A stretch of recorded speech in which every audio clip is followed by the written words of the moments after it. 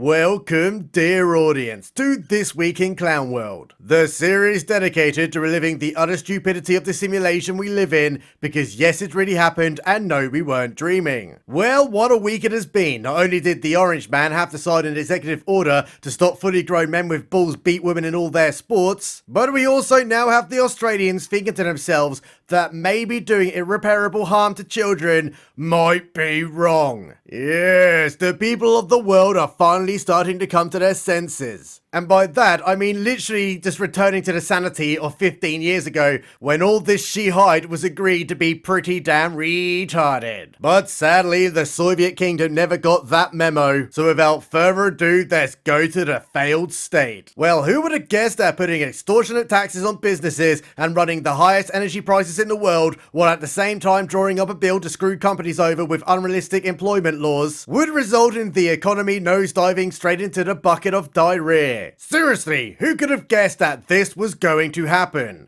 Pretty much everyone with a functioning brain, actually. And just this week, the growth figures for 2025 were mysteriously downgraded again by the Bank of England from 1.5% all the way down to 0.75%, which in my totally professional opinion is still far too optimistic. I mean, the Bank of England are claiming we won't see a recession, when more businesses have closed in a single year than at any time during and after the 2008 financial crisis. And thousands upon thousands of millionaires are straight up getting the utter duck out of this place too, while unemployment is rising and job openings are shrinking. Oh lordy, it's gonna be a long 5 years over here in the Socialist Kingdom now, isn't it? But how could this be? Rachel from Accounts, the Chancellor of the Exchequer who lied on her CV about being an economist and also, very strangely, a chess champion, promised us this really big growth number with unicorns and rainbow farts and all that. She literally wouldn't shut up about it. Like last week when she held a press conference saying that she was going to grow the economy really bigly time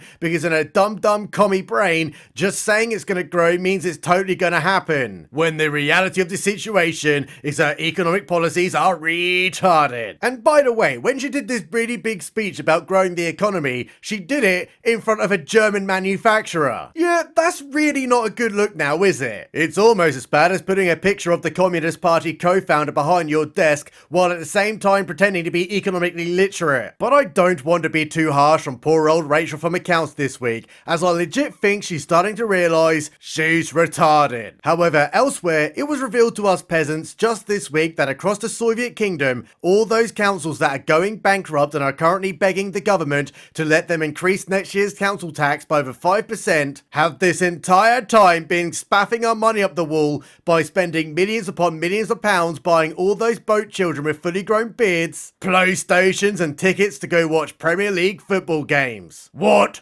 the fuck? I want a PlayStation paid for by taxpayers, and I also want Premier League tickets. Seriously, the only ticket I've managed to get this entire season is an FA Cup game that literally no one cares about. But if you come on a boat, you get it all for free. Get the fuck out of here! And to make that even worse, Leah, during the last Conservative government, after Nigel Farage reported on the boat people when all the media shills turned a blind eye to it, the Conservatories had to be seen doing something about it, as their entire voter base aren't really into letting hordes of bearded children into the country unvetted. And so the Conservatories put forward their strongest laws by working tirelessly day in, day out to deport every single illegal who turned up in a dinghy. Yeah, I'm fucking with ya. They basically just said, oi, if you turn up without a license, you ain't ever gonna be able to become a legal citizen here, but you can live in all of our hotels and we'll pay you money for the privilege. And don't worry about getting deported, because for some reason we've forgotten how to do that. Well, it turns out Labour are now repealing that law, so if you turn up on a boat and you're a child with a beard who may or may not go on to diversity grape our women and stab our children,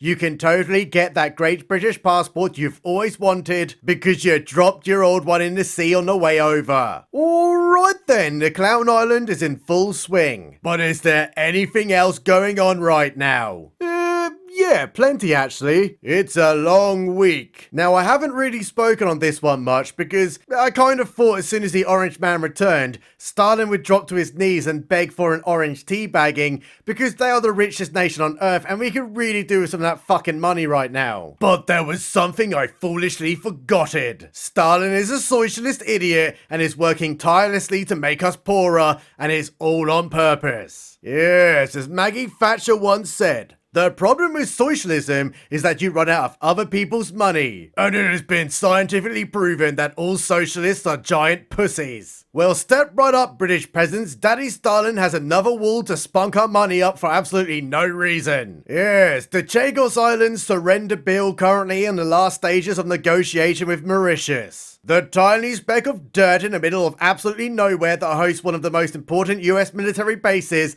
and is owned wholly by the Great British Empire is now going to be given over to a third world country. But how could this be? We fucking own them! Well, basically, the French claimed the islands and Mauritius back in the 1700s when they were trying to play out their own empire, but Napoleon got his ass kicked, so handed over the islands to the British in the Treaty of Paris. So he slapped a giant military base on Diego Garcia, and a while later after that, Mauritius got their own independence over 1,000 miles away, and we kept the islands because they straight up never owned them. But because of reasons unknown to anyone, the colonial powers got Mauritius to look after the islands when they were both under our control. So come 2019, the UN, which is ran by infested crybabies, passed a non-binding resolution that we should totally give the islands that Mauritius never owned back to them. And of course, here comes the special buzzword. The UK needs to decolonise, even though the Chagos Island inhabitants want to be British. Now, you'll be thinking to yourself, why listen to anyone when you're best friends with the most powerful nation on earth and you host one of their most important military bases? So if anyone tried to take them off you by force, or even try and sanction you, they would also be picking fights with the US. They wouldn't win. So instead of telling the commies to fuck right off, Keir Stalin alongside the Conservatory Party, who are literally just Labour in disguise, immediately bent their knees to Johnny Foreigner and began negotiations to return the islands to a country that again never owned them in the first place. Okay, if the UK government are going to be this fucking cowardly against faceless decision makers in the UN who pass a non-binding resolution, just hand the territory over and that's it. Let the US sort out their military base with Mauritius, and we will just carry on forever living in the UN's cuck shed. But remember, audience, we are living in the most bigliest clown world in history, so instead we're not only planning on giving the islands to Mauritius, who never fucking owned them, but we're also going to be paying them money to rent the land back off them on a 99-year lease. And that will cost the British taxpayers who never authorised this over £9 billion, which of course will increase with inflation.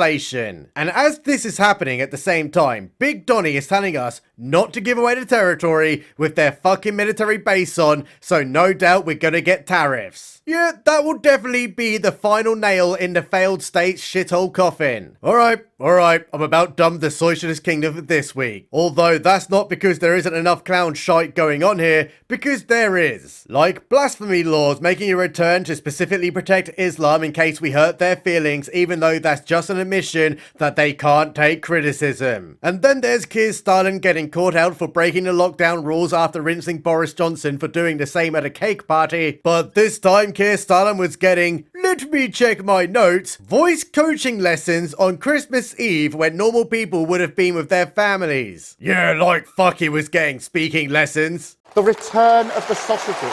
Methinks the truth of what's going on here is going to result in someone having a lot of explaining to do to their wife. Oh, and also to top off the utter stupidity over here, Lego is now an anti-LGBT plastic hate crime because the Science Museum, who are just meant to present science shit to the general public, said they were. But how could pieces of plastic hold prejudice against high-definition televisions? Because they reinforce gender norms, obviously. Okay then, let's head upside down to the land of Australia where everyone eats Vegemite sandwiches and punches wildlife. Well, some absolute genius within the Queensland government had a rare passing thought and finally came to the conclusion that even the village idiot could have told them that plugging children with puberty blockers and gender-affirming hormones can cause irreparable harm and might actually be a really, really bad idea. You think, mate? You think it might be a bad idea? Is the warning that it may cause sterilization not enough of a warning sign for you? Yes, the trans meltdown have cometh to the upside down land because the children aren't going to get their sex changes anymore that they definitely came up with all by themselves and not through predators in positions of power both online and in person who have systematically confused them so they're willing to mutilate their own bodies, and all the adults in the room were completely cool with that because we legit live in a clown world with Western governments ran by death cults. Well, apart from that one. I mean, my son, Little Crap Riding Jr., is 2.5 years old. He is my favorite domestic terrorist, even when he does purposely spill baked beans all over the carpet like he did the other day, but he also has this really cool imagination. So now and again, and I'm not lying here, he likes to pretend that he's an excavator. Like full fucking digger arm bucket and everything. So when he doesn't want to tidy up his toys, I say to him, "Excavator, it is time to tidy up." And he scoops up all of his shit while doing excavator sound effects. It's pretty damn wholesome. But at no point have I considered putting him on puberty blockers and surgically installing a fucking hydraulic arm complete with 360 hip rotation and a 5-ton scoop bucket for hands. That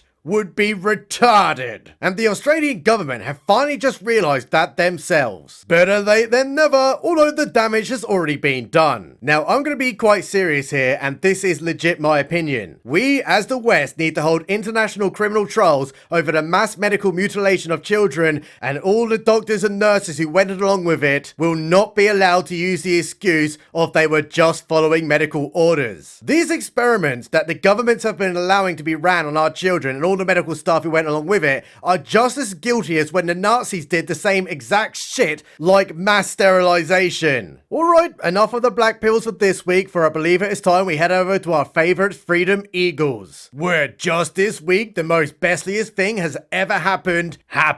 Yes, that's right, audience. The 2025 Grammys took place in Los Angeles and absolutely no one cared. Oh, would somebody please think of the poor celebrities? But that wasn't the only thing that happened that absolutely nobody watched either. Yes, the leadership elections for the DNC where everyone told everybody else that they are indeed black, and all the people who did not vote for them in the last election are dirty, dirty sexo-racists. Oh man, it's like they just don't want to win anymore. Although, let's be honest here, after the Orange Man's first 3 weeks in office, they are going to be reeing racism for a long, long time, considering the sheer amount of winning that's going on right now. Especially on the global stage. Now, the Trump tariffs are a bit scary for us outsiders, and I say that because number A, we have been pissing around with globalization for a long time now, so a sudden shift to tariff trading could hold significant headwinds for the financial markets, including inflation,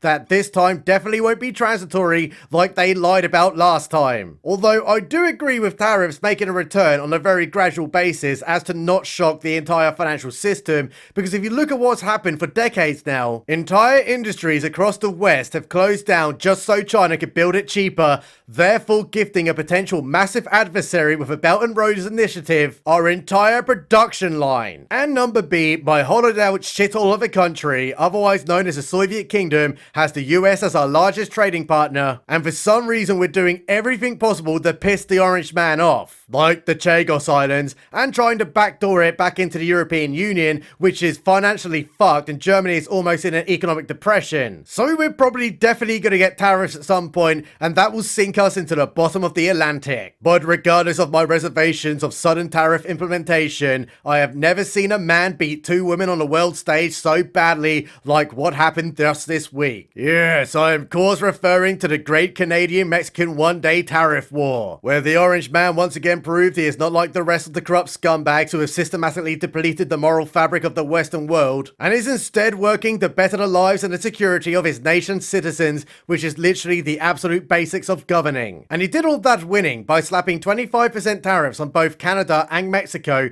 demanding that they protect their border and stop the flow of George Floyd juice into the United States. Okay, the Orange Man is pulling no punches anymore. He's completely in control of the United States this time, So every country on the planet is going to need to fall into line or face the repercussions. But the little Canadian handbag was having absolutely none of it and proceeded to have a hissy fit on live TV. My fellow two-spirited Canadian they-thems, today the very evil bigoted orange man is punishing the great Canadian that I ruined with tariffs because, oh, let me check my silly little notes, we won't secure the border or engage in balanced trade deficits. I will resist everything the hate crime in chief asked me to do, and I will in return implement our own tariffs. Today we will stand together. Oh, they were big words from a handbag that cries all the time and is strangely addicted to doing blackface. I bet the orange man took him very, very seriously. Yeah, that didn't last very long because less than 24 hours later, that handbag bent that knee so hard that it's now causing earthquakes in Greece. Therefore, they have sent the great Canadian troops to the border and are helping to stop the flow of George Floyd juice into the United States alongside the Mexican president. Therefore, the orange man has now not only defeated one woman,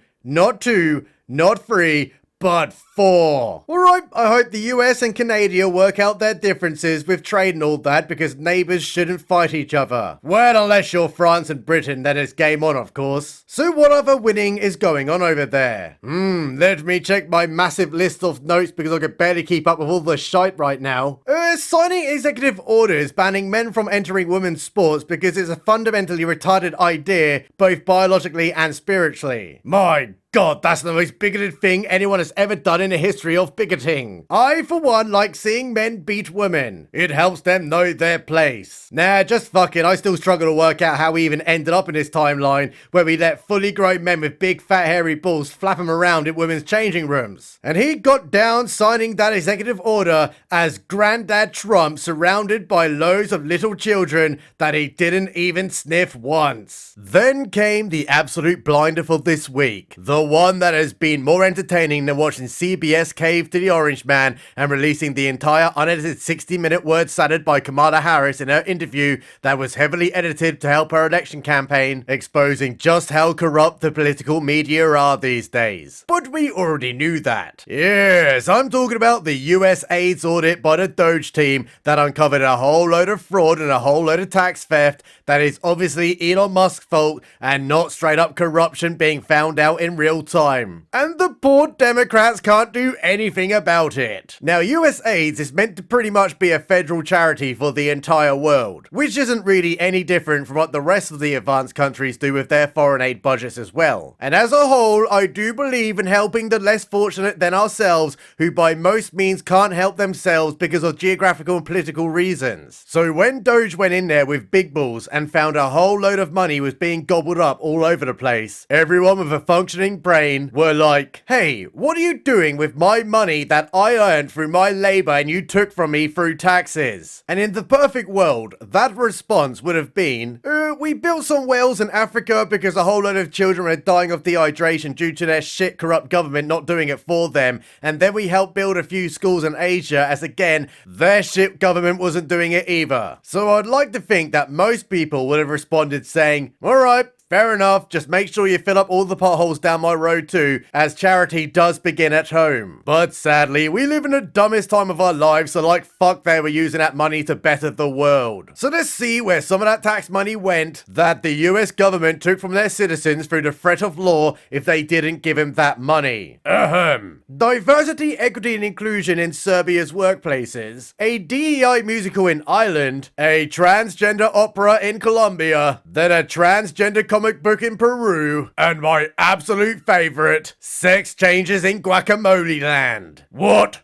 the fuck? Where's my United States funded sex change? I also want a PlayStation 5. But of course, once all of this got found out and the American people realized how badly their own government were pissing their money up the wall, it suddenly dawned on the Democrats that revealing this information to the people is indeed fascism. And they must work tirelessly to stop the orange man and the African American from not only telling the American people where their money's going, but to protect the trans guacamoleans that the taxpayers paid for. I mean, the Democrat meltdown has been so bad they're now even alluding to the threat of violence for, let me check my notes again, exposing their corruption, and all the toilet brains are deep-throating every part of the Democrat chode narrative to try and stop corruption being exposed. But my favorite is calling the African-American man unelected like that's going to stop anything and isn't just sloganeering. He kind of did get elected through proxy, mate, because the orange man literally told everyone this is exactly what was going to happen and even invited him on the stage to explain it. And my god, the people voted for this. I want my sex change. Big shout out to all my Patreon boys and guys. Every night I dream of us walking hand in hand on a beach while committing grotesque hate crimes. Love you all very much, Lee. Subscribe button. Is always right.